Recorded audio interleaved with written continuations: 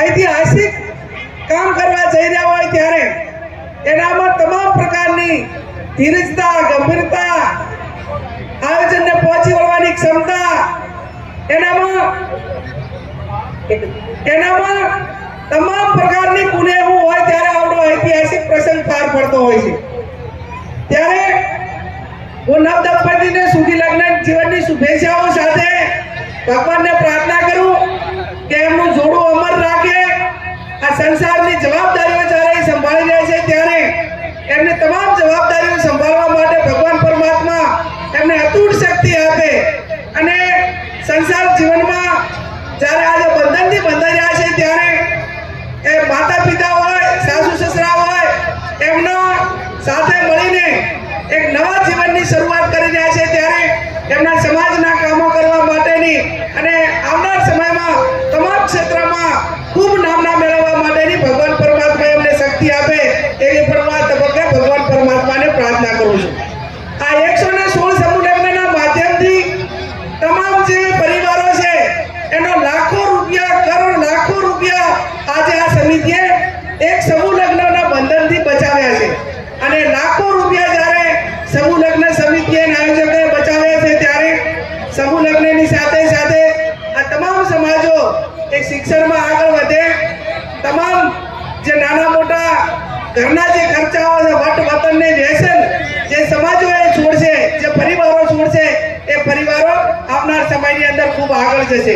ત્યારે વિશેષ ન કહેતા હજી મારે અમદાવાદ સમૂહ લગ્નમાં પહોંચવાનું હોવાથી આમ તો મારે ખરેખર અહીંયા 2-3 કલાક કાઢવા જોઈએ, પણ આજે 3 સમૂહ લગ્ન છે એટલે અહીંથી આ સમૂહ લગ્નમાં આપ સૌની વચ્ચે લગ્નની શુભેચ્છાઓ પાઠવી, સૌ વડીલોને અભિનંદન આપી, સમિતિને અભિનંદન આપી જ્યારે અમદાવાદ પહોંચવાનું છે ત્યારે હું ફરી ભગવાન પરમાત્માને પ્રાર્થના કરું કે આ જેણે આયોજન કર્યું છે, જેણે આ બીડું ઝડપ્યું છે એના ઉપર ભગવાન પરમાત્માના ચારે હાથ રહે, એ પરિવારને ખૂબ આગળ લઈ જાય અને નવ દંપતી જે લગ્ન જે આજે જોડાય છે એમને સુખી લગ્ન સાથે ભગવાનના આશીર્વાદ મળે અને ખૂબ જે ક્ષેત્રમાં છે એ ક્ષેત્રમાં પ્રગતિ કરવા માટેના ભગવાન એમને આશીર્વાદ આપે એ શબ્દ સાથે હું આ આયોજનને અને મને પણ આ આમંત્રણ આપીને તમારા બધાને દર્શન કરવાનો મોકો આપ્યો એ બદલ બધાનો આભાર માનું છું। સ્ટેજ ઉપર એક દીકરી મળી આવી છે જેના માતા પિતા જે હોય તે સ્ટેજ ઉપર આવીને લઈ જાય।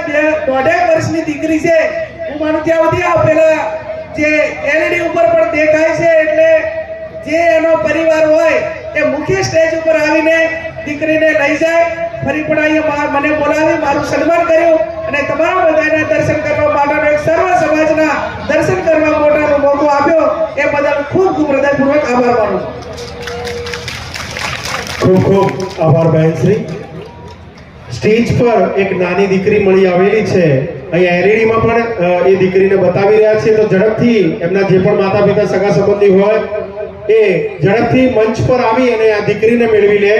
દીકરી બહુ રડી રહી છે, તો જે પણ માતા પિતા છે ઓકે મળી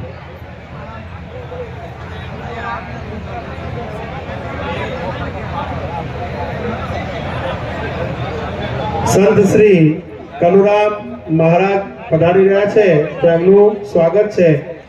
એના જે લગ્ન વિધિ થાય પહેલા ફરાર થઈ ગયા, હવે કયા કારણોસર થયા છે આપણી સંસ્કૃતિ પરંપરાગત એ જૂનવાણીને ધ્યાનમાં રાખીને એક સર્વ ધર્મને, સર્વ સમાજને એક સરખું સન્માન આપ્યું છે અને સરખું સન્માન આપ્યું છે ત્યારે આને એક આપણી હિન્દુ ધર્મની જે સંસ્કૃતિ છે એ સંસ્કૃતિને મજબૂત કરવા માટેનું કામ પણ આજે આ શિક્ષણની વાત છે પણ જીવનભરનો જે સાથ છે એવા જ જ્યારે પ્રભુતામાં પગલાં પાડનાર સર્વ નવ દંપતીને આજના લગ્ન જીવનની ખૂબ ખૂબ શુભેચ્છાઓ આપું છું।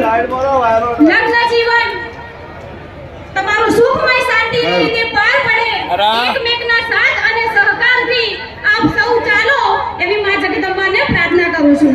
સાથે જ આજના સમૂહ લગ્નમાં જે દાનવીર દાતાઓ છે એમનો પણ ખૂબ ખૂબ આભાર માનું છું કે સાહેબ આપણે બધાને ખબર છે કે જ્યારે ઘરે એક દીકરીના લગ્ન કરવા હોય કોઈ લગભગ 12 મહિના પહેલા તૈયારી કરીએ છીએ। આ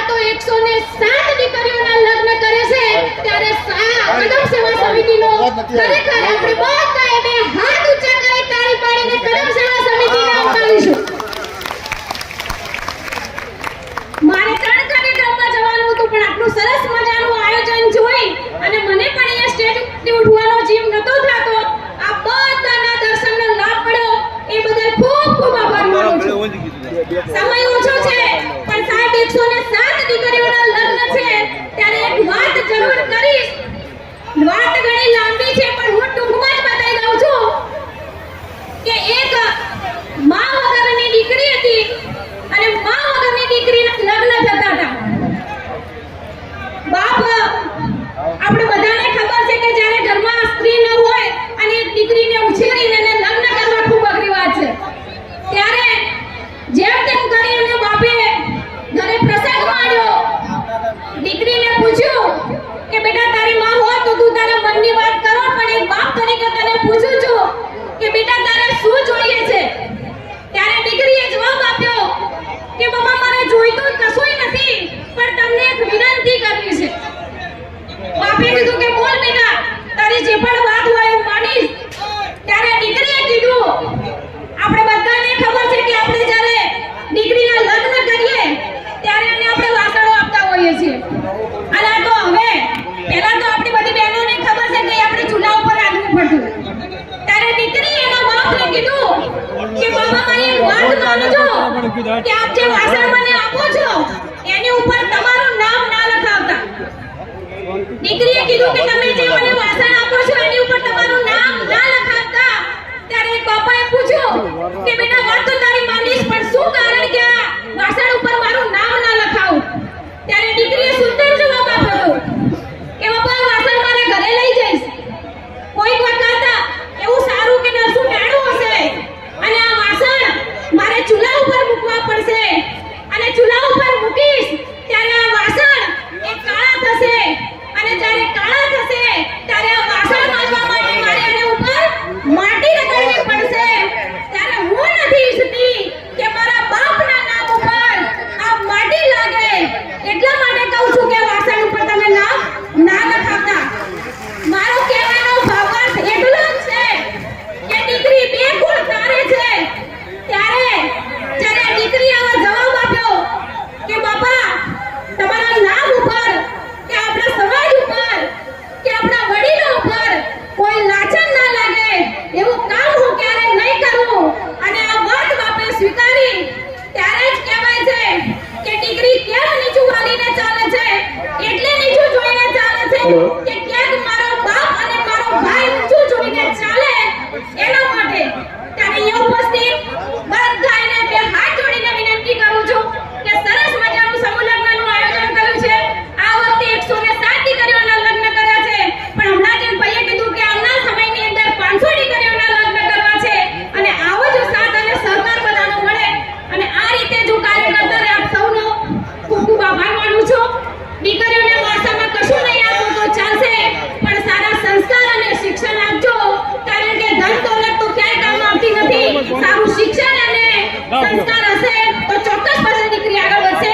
આપ સૌનો ખૂબ ખૂબ આભાર. બધાને જય માતાજી. હેલો ભાઈ, ગોડીવાળા ભાઈ ઝડપથી